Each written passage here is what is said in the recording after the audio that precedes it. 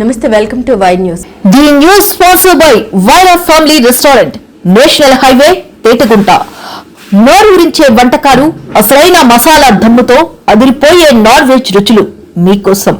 విచ్చేయండి Wyra family restaurant, national highway, Tetagunta, Tuni మండలం, కాకినాడ జిల్లా. YCP diversion politics వలలో పడేది ఎవరు లేరని కాపు నేతలు స్పష్టం చేశారు. రాజకీయాలను భ్రష్టు పట్టిస్తున్న వైకాపా నేతల అనుచిత వ్యాఖ్యలు, అరచకాలు సృష్టిస్తుంటే ఎవరైనా చట్టపరమైన చర్యలు ఎదుర్కొనక తప్పదని అంబటి రాంబాబు పేటరైతే చట్టం తన పని తాను చేసుకుందని అనగపల్లి జిల్లా పాయకరావుపేటలో మీడియా సమావేశంలో కాపు నేతలు పేర్కొన్నారు. ఇలాంటి వ్యక్తిని వకాల్తా పుచ్చుకొని కొంతమంది ఉత్తరాంధ్ర కాపు నేతలు పరామర్శకు వెళ్లడం దుర్మార్గమని స్థానిక కాపు నేతలు అన్నారు. టీడీపీకి కాపులను దూరం చేసేందుకు జగన్ నాటకాలు ఆడుతున్నారని కాపు కార్పొరేషన్ డైరెక్టర్ పెద్దిరెడ్డి చిట్టిబాబు ఆరోపించారు. మీడియా సమావేశంలో మండల టీడీపీ అధ్యక్షుడు చించలపు పద్దు, మహిళా అధ్యక్షురాలు రమాదేవి, యాళ్లవరహాలు, మజ్జూరి నారాయణరావు, గొర్రెల రాజబాబు, నాగం చిన్నబాబు, గొల్లపల్లి నాగు, పెద్దిరెడ్డి పండు, కలిగట్ల శ్రీను పాల్గొన్నారు.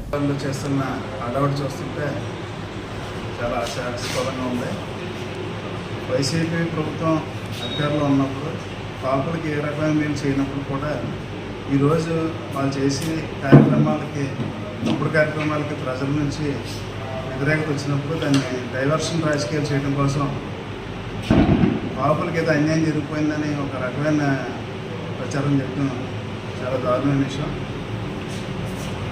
తిరుపతిలో ఎంతో పవిత్రంగా భావించే ప్రసాదం విషయంలో కల్తీ జరిగిందనేది వాస్తవం. దాన్ని తప్పించుకోవడం కోసం అంబటి రాంబాబు గారు బయటకు వచ్చి నోటుకు వచ్చినట్టుగా మాట్లాడటం అనేది ప్రజలందరూ కూడా గమనిస్తున్నారు. అది తప్పని చేయటం ప్రతి ఒక్కరు ఖండించడం కూడా జరిగింది. దీన్ని ఏదో కాపులకు అన్యాయం జరిగిందని ఈరోజు వాళ్ళు మాట్లాడటం చాలా దారుణమైన విషయం. ముఖ్యంగా తెలుగుదేశం పార్టీ కాపులకి ఏదైనా చేసినట్టు ఫస్ట్ తెలుగుదేశం పార్టీలోనే జరిగింది. గతంలో 14-19 గవర్నమెంట్లో కాపు కార్పొరేషన్ ఏర్పాటు చేయడం కానీ కాపులు ఒక రిజర్వేషన్ కల్పించడానికి తీర్మానం చేయడంలో కానీ, అలాగే కాపులు పేదల కాపులు విద్యార్థులు చదువుకోవడానికి విదేశీ విద్య ఇలాంటి అనేక కార్యక్రమాలు చేయడం జరిగింది. మొన్న మన ఉత్తరాంధ్ర నుంచి కాపులందరూ అంటే వైసీపీ కాపులందరూ ఏకమై ఒక దుర్మార్గుడికి మద్దతుగా వెళ్ళి కాపులని అన్యాయం జరిగిందంటూ విమర్శలు చేయడం చాలా ఆశాస్పదంగా ఉంది.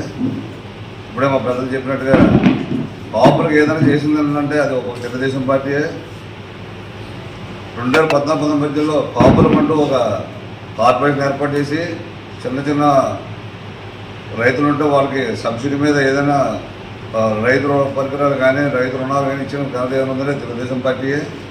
అలాగే పేద విద్యార్థులు ఎవరైనా వేరే ఇతర దేశాలకి చదువుకోవడానికి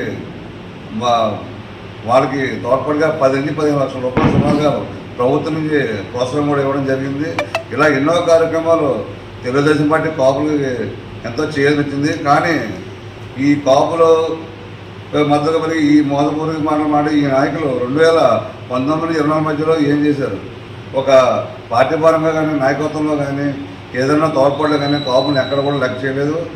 ఏ కార్పొరేషన్ లేదు, పేరుకే ఏ హోదా అనిపించడానికే పదవులు ఇచ్చారు తప్ప ఎవరు కూడా ఏ విధమైన సహకారం లేదు. ఒక కాపులకే కాదు ఏ కులానికి కూడా వాళ్ళు పదవులు అనుభవించడానికి పదవులు ఇచ్చుకున్నారు తప్ప ఎవరికి ఏ కులానికి కూడా వాళ్ళు ఏదైనా చేయలేదని వైసీపీ గవర్నమెంట్లో ఉన్నాడు. కాపులు ఎంతోమంది ఉన్నారు కానీ నాయకత్వం చేయడం కూడా చేతగానే ఏదో ఉన్నారు.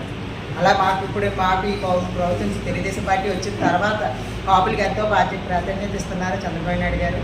అలాగే మా పవన్ కళ్యాణ్ గారు, మోడీ గారు వెళ్ళి మాకు కాపులకి ఎంతోమందికి ప్రత్యేకత ఇస్తున్నారు. అలాంటిది మా కాపుల మీద విమర్శించడం చాలా ఉంది. అంబటి రాంబాబు గారు నోటికి వచ్చినట్టు మాట్లాడుతున్నారు. ఈసారి కూడా ఇలా మాట్లాడితే మాత్రం అందరూ ఆర్డర్ వచ్చి మీకు చెప్పి తీసుకొడతాం అంబటి రాంబాబుని. మా కాపుల మీద కానీ, మహిళల మీద కానీ, గవర్నమెంట్ మీద, టీడీపీ పార్టీ పైన కానీ ఎవరినైనా సరే మా నాయకుడి మీద కానీ ఎవరైనా విమర్శించినా ఊరుకునేది లేదు. అలాగే ఇప్పుడు కాపుల్ని విమర్శించేది ఇలా మాట్లాడేది ఏదో చేసేస్తున్నాం, ప్రసారం చేసేస్తున్నాం అంటే నెక్స్ట్ గవర్నమెంట్ వచ్చేస్తుంది మేము వేరేస్తామని అనుకుంటున్నాడు జగన్ గారు. ఇప్పుడు మళ్ళీ నెక్స్ట్ ఈ 11 సీట్లు కూడా వచ్చేది లేదు. ఇలా ఈ రోడ్ల మీద తిరిగేసి ప్రచారం చేసేసి అందరినీ విమర్శించేస్తే మాత్రం ఒక్కడ కూడా ఒక ఓటేసి ప్రసక్తే లేదు.